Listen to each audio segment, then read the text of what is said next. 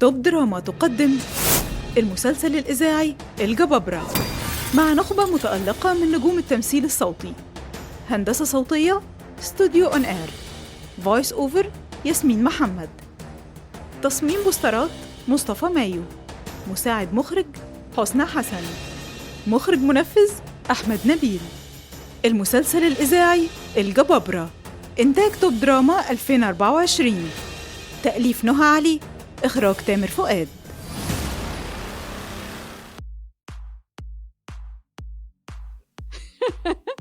مش ممكن على كلامك يا عاصم، دمك شربات موت.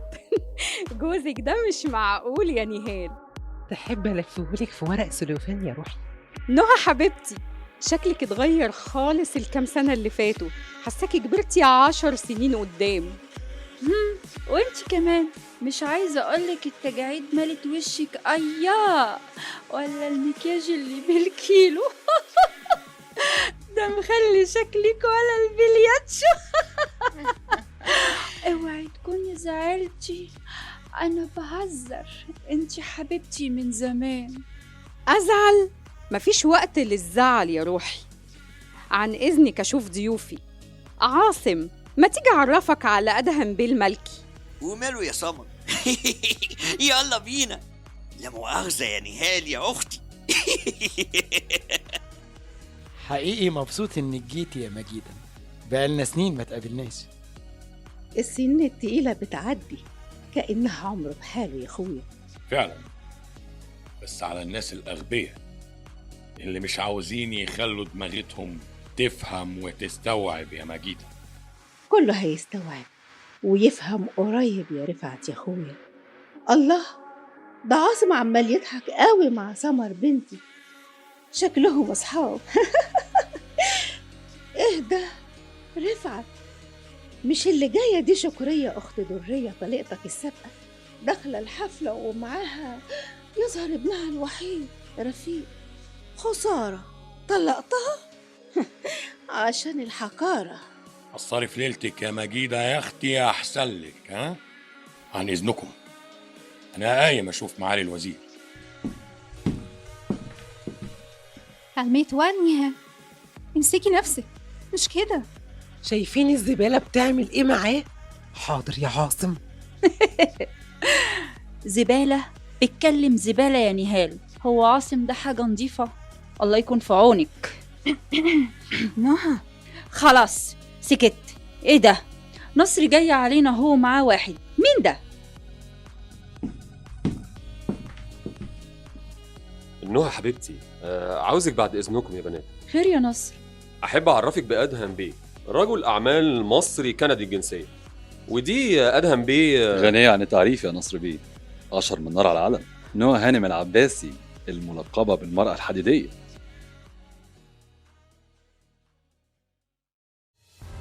هو حضرتك ليك قرايب في مصر؟ بصراحة لأ، عمتي بس وكانت قاعدة في الإمارات. ليه يا نهى هانم؟ في حاجة؟ مفيش.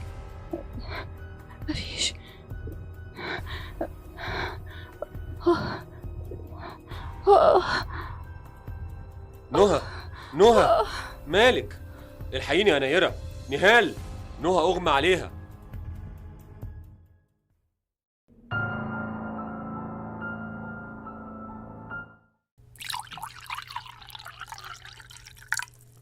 أكيد يا أدهم بيه. نهى العباسي رافضة لأسباب عائلية بيني وبينها إن أكون شريك معاها هي ونصر في المشروع بتاعهم، وبيدوروا كمان على شريك. وسمر قالت لي إنك ممكن تتعاون معايا وأكون شريك معاك في المشروع، بس بالباطن، من غير ما نصر ونهى طبعا ما يعرفوا. ونصر مرحب بوجودك معاهم. ولو إن الأساليب الملتوية دي أنا مش بحبها خالص في تعاملاتي، خصوصا في الشغل، بس خليني أسألك على حاجة وعاوز إجابة مباشرة. المشروع ده مهم قوي كده ليه بالنسبة لك؟ مع إني سامع وعارف صيت مشاريع وتقله حجم عاصم العباسي في الاقتصاد والاستثمار هنا في مصر. شكلك ذكي جدا يا أدهم بيه، وعشان كده أنا هقول لك نهى العباسي دي ست مش زي أي ست. ست عندها قوة وجبارة، وكمان تفكير وذكاء عالي. والمشروع ده فعلا لو اتنفذ هنا أرباحه هتبقى مهولة. يبقى ازاي ما استفادش أنا كمان؟ وزي ما بيقولوا كده، اللي تغلبه العبه. انت كمان جديد هنا في السوق، وأكيد هتحتاجني معاك عشان أسندك. يعني منفعة متبادلة، تكسب واكسب، هات وخد. قلت ايه؟ وجهة نظر منطقية تحترم. خلاص موافق يا عاصم بيه، انت شريكي في المشروع ده، بس لما نوى هانم تفوق كده علشان تعرف تشتغل. تفوق ولا عمرها ما فاقت، تغور في داهية هي واللي خلفوها. ان شاء الله حتى نسمع خبرها. ليه كده بس؟ هو واضح ان حضرتك زعلان منها قوي. نهى العباسي تزعل قارة بحالها مش بلد.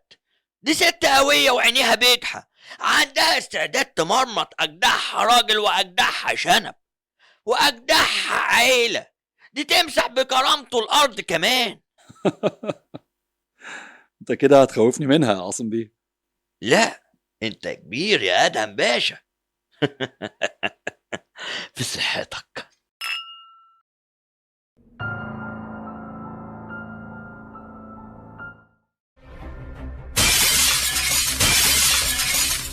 الله يلعنك في كل كتاب.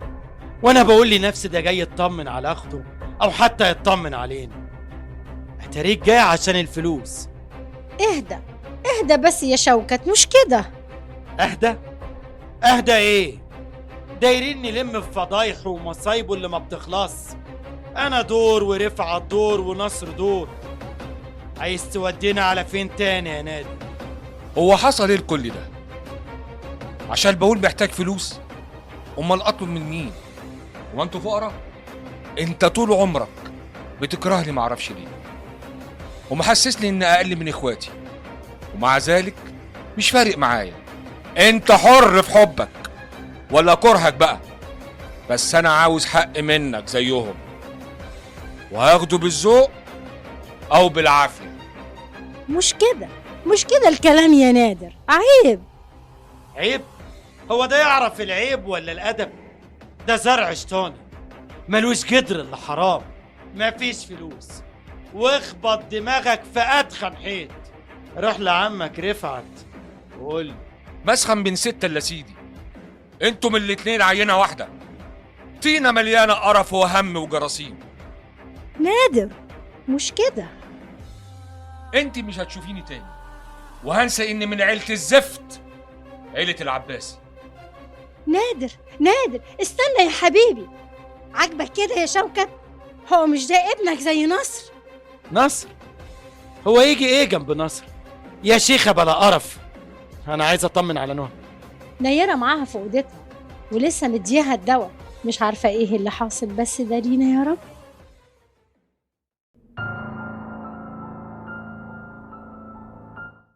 كنت هايلة نهال، وردودك كانت منظمة، وثباتك الانفعالي بإن لما جت سيرة مراد ورهام.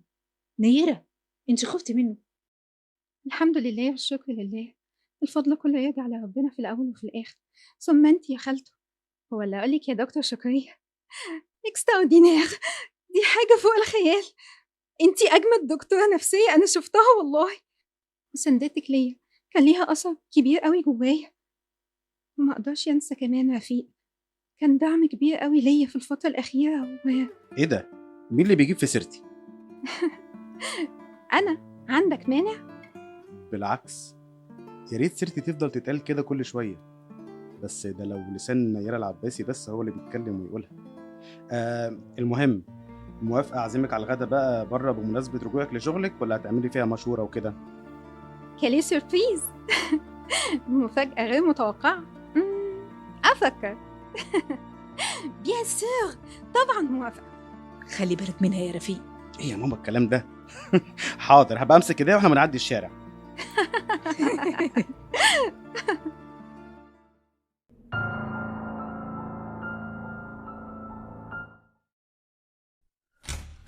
مامي، نادر حبيبي وحشتني، كده ما بتردش على تليفونات مامي، هو انت عليك؟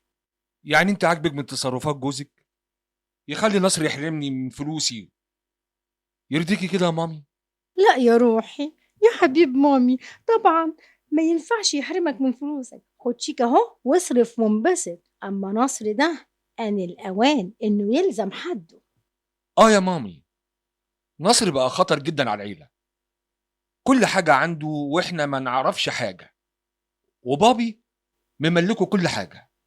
المهزلة دي مش هتستمر كتير، الثروة دي بتاعتكم انت ونهى ونيرة. الصبر جميل جميل يا نصر. المهم انت يا حبيبي ما تزعلش نفسك خالص. حبيبة قلبي يا ديدي، انا بحبك يا مامي، ربنا يخليكي ليا.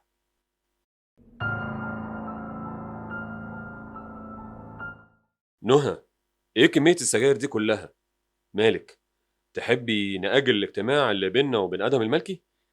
نو، لا ما ينفعش، أنا متوترة شوية بس. طب كفاية سجاير، انتي ما بتدخنيش بطبعك. مالك؟ ايه اللي حصل؟ من يوم الحفلة الزفت دي وانتي مش مظبوطة. نوى هانم، أدهم بيجي. خليه يتفضل يا زكي، وتعال انت كمان وهات العقود والملف. تؤمر يا نصر بيه. زكي، حجم السيولة عندنا قد ايه يا زكي؟ معانا لتغطية المشروع بنسبة 70%، يعني قرض في حدود مليار يغطي بقية التكلفة. شت، السيولة عندي ما تكفيش للقرض. انا هاخد القرض على ضمانتي الشخصيه، وعندي ضمانات، ولا زعي نفسك يا نهى هاني. مين اللي يزعل؟ تبقى ما تعرفش مين نهى العباسي. دي زي نيرون تولع في روما بحالها. جرى ايه يا عم الحاج؟ ما تروق كده. شفت اهو فردة الشراب المقلوب طلعت منها. نهى هانم مثال للقوه والجمال والشراسه، كوكتيل غريب بس ما حدش يقدر يمنع نفسه عنه. متشكرة يا أدهم بيه.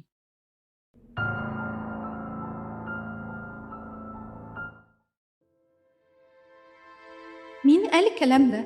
لا طبعا، انت مخرج متميز وليك وزن، حتى لو كلام النقاد ما جاش في صالحك في الفيلم ده ان شاء الله تتعوض، لكن تقولي انك مش هتشتغل الفترة الجاية ما ينفعش، مستحيل، c'est impossible. مراد، علشان خاطري خليك إيجابي، انت فنان موهوب ومن جواك كمان عندك الحماسة والموهبة ورسالتك قوية، وليك مدرسة خاصة في شغلك. الفن بالنسبة ليك زي المية والهواء، ما ينفعش تعيش من غيره، عشان كده هتكمل وانا معاك وجنبك ووراك، وهدفعك بكل قوة عندي عشان تكمل. يلا يا حبيبي. نيرة، ربنا ما يحرمني منك ابدا يا حبيبتي.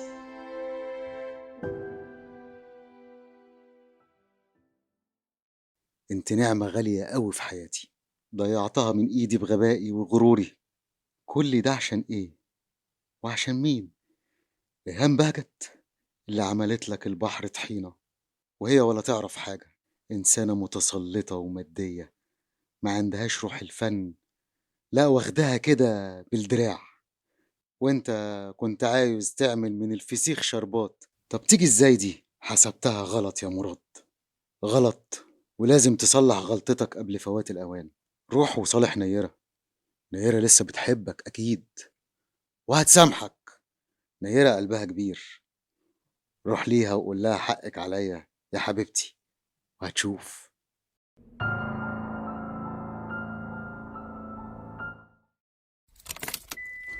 والله يا أدهم انت ما تعرفش انا بعزك قد ايه، حاسس زي ما اكون اعرفك من زمان. والله يا نصر ده نفس شعوري، وده اللي شجعني اني اتكلم معاك. انا عارف انك معجب باختي نهى، وما عنديش اعتراض خالص، لا انا ولا بابا ولا حتى طنط درية. انت ما تعرفش بتحبك قد ايه.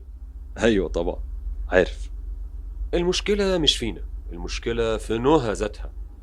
بعد موت ابراهيم وهي اتحولت لواحدة تانية، بقت زي البلدوزر اللي بياخد اي حاجة تعترض طريقه. نهى صعبة وعنيدة، ومفيش راجل يتحمل عصبيتها ولا تقلباتها وجنانها. انا عرفت قصة موت جوزها، بس أحب برضه أسمعها منك. يعني لو عندك أي تفاصيل أكتر، ده لو كان ما يضايقكش. سمر حكيت لي شوية حاجات. أبدا. عصابة طلعت عليه تقريبا بدافع السرقة، وهو مروح ضربوه علقة جامدة جدا. حاول يقاومهم، شوهوا ملامحه، وناس عتروا فيه مرمي في شارع متطرف. بسرعة أخدوه للمستشفى. نهى للأسف جريت طبعا وشافته وروحه بتطلع، وأنا كنت معاها، ومات متأثر من جروحه. ياه، ده شيء صعب جدا. طيب ونهى؟ دخلت مصحة كام شهر كده نتيجة الانهيار العصبي القوي، بس قررت بعدها تسافر وخلفت يوسف هناك، واتحولت بقى بالصورة اللي انت شايفها دي. معذورة، ربنا معاها. ربنا يقدرني يا نصر اني اعوضها ونسيها التجربة الصعبة دي. ربنا معاك، انت بتتعامل مع نهى الحديدية.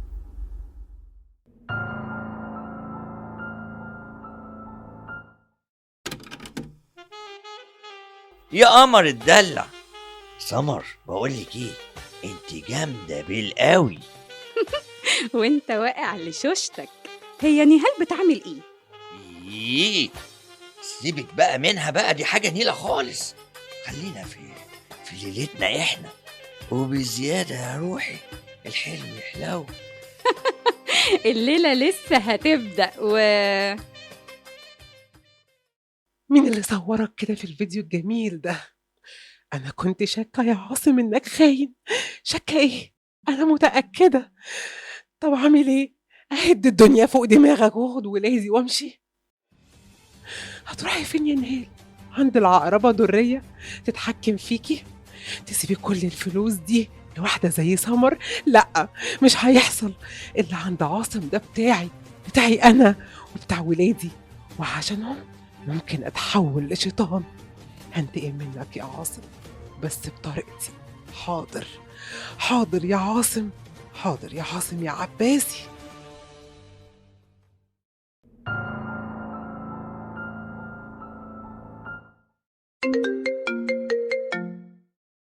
طمني، ايه اخر الاخبار؟ يعني عاصم قرب يقع في الفخ؟ جميل.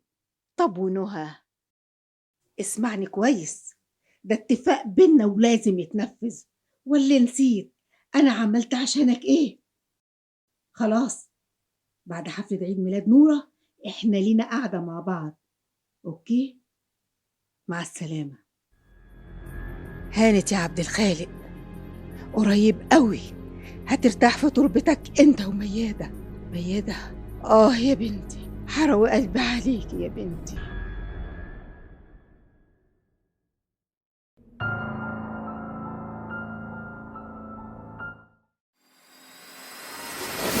انتظرونا قريبا مع الحلقة القادمة من المسلسل الإذاعي الجبابرة. تأليف نهى علي، إخراج تامر فؤاد.